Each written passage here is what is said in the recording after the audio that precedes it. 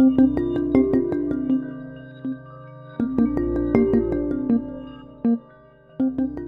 always intrigued by your process because you have these ways in which you negotiate, but part of that is about finding who are the right people to speak to and finding where their passion lies so that you have an immediate connection with them, that they get an enthusiasm to get involved. When I invited you to come to Oslo to create a project for this area called Bjørvika, which is the former container port of the city, one of the things I was most intrigued by was the way in which that particular location was different than any other redevelopment area I've ever worked on, because there was really nothing there beforehand other than an industrial process.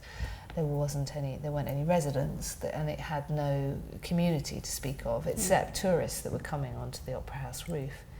And the really interesting thing, when we both stood on the Opera House roof in 2011, that we noticed was that it was a really effective and successful social space. So there was a real desire for a place in that city to go and just be, where there was no commercial enterprise, no cafes, etc. And I'm intrigued with then how this proposal for a bakehouse developed, and that it's more than a structure, it's an entire area of land, isn't it, that we're working to protect for the future. Bjørvika has been a really important project in a way of framing our other projects and seeing kind of what the different situations were that guided those projects. And now I'm looking at them, and every single one of them was kind of pushing up against something in its location, something historical, something architectural. So the boat oven's this strange object, which is this kayak with an oven, a functioning oven in it, with this flat hot plate on the top. And it operated, didn't it, as a sort of this Pied Piper running through Oslo. When we first visited Oslo, one thing that was quite striking was the neighboring neighborhood. Grønland is very culturally diverse, and as you walk through, there's smells of bread being baked, so we just followed our nose, and oftentimes there would be a fire oven making flatbread. There's Iraqi bakeries making flatbread, Iranian, Afghani, Somalian, Tunisian, Pakistani, and then we would go back to our hotel or our apartment and be served flatbread by Norwegian citizens.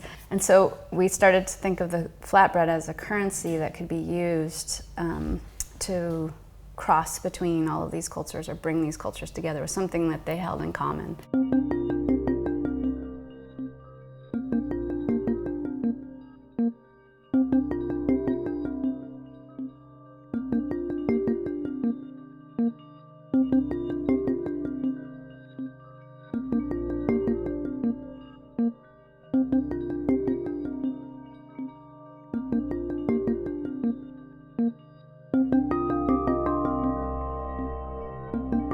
I wonder how you see that your projects now in relation to some of those interventions from 30 years ago, 40 years ago.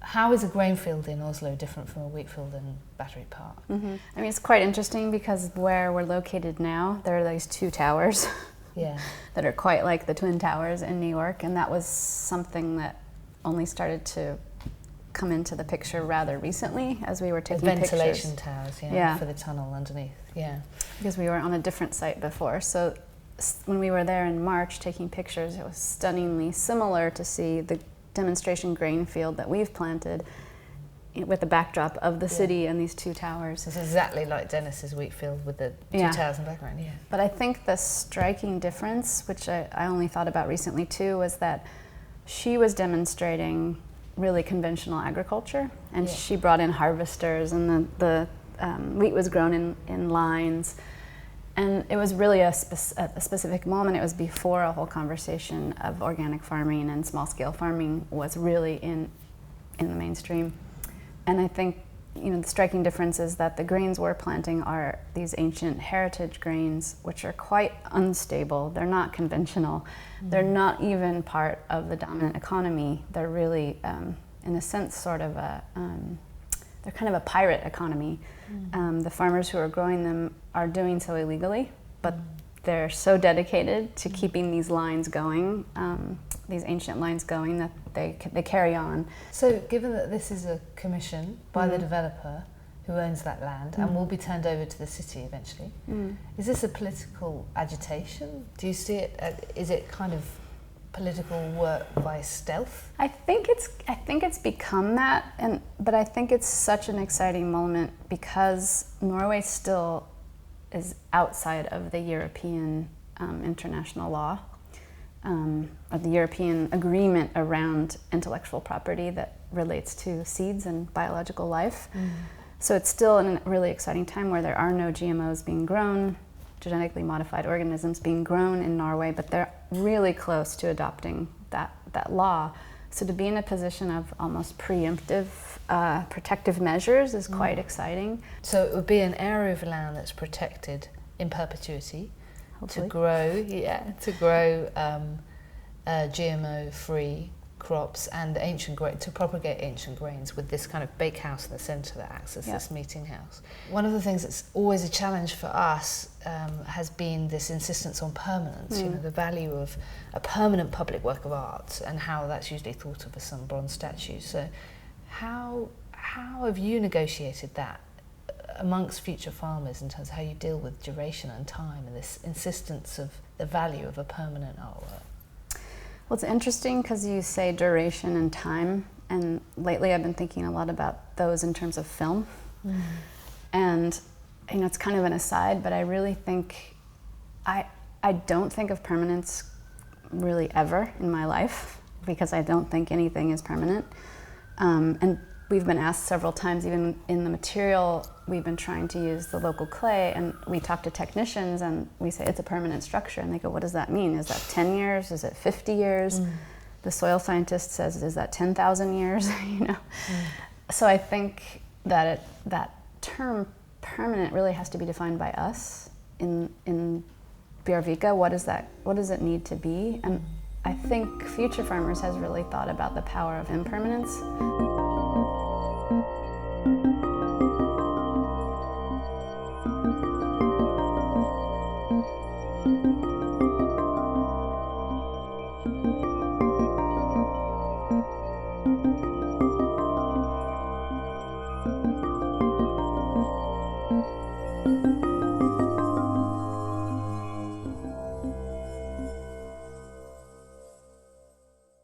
When we first arrived in Oslo, there was a lot of resistance to the development, and I think we heard 70% of the art community was against the development, and that's a pretty hard thing to enter into an art community as an artist, and have people have people challenging the environment that you have to work in.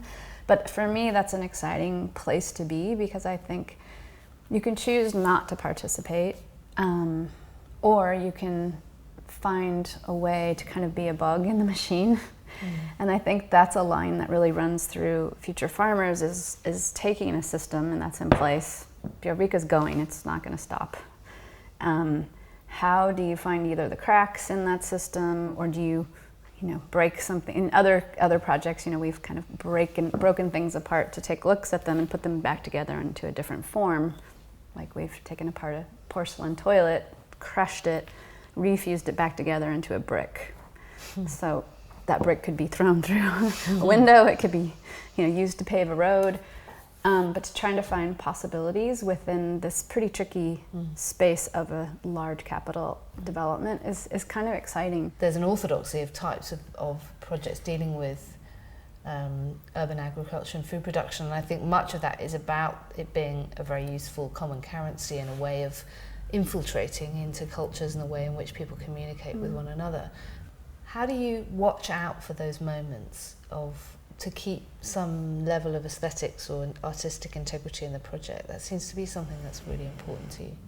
Yeah, I mean, I think it varies project by project, and this, Bjørvika is still seemingly in its early stages.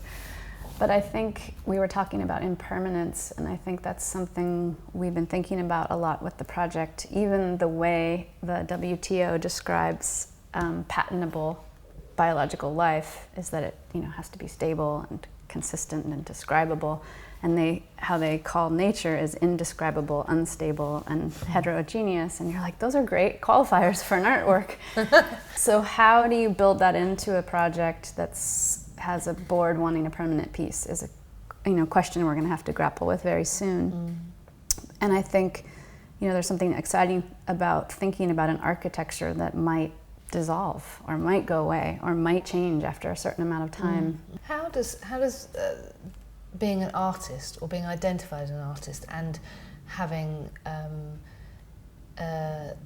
manifestations of some of your projects in galleries and exhibitions, how does that help your practice? For us, it's really important.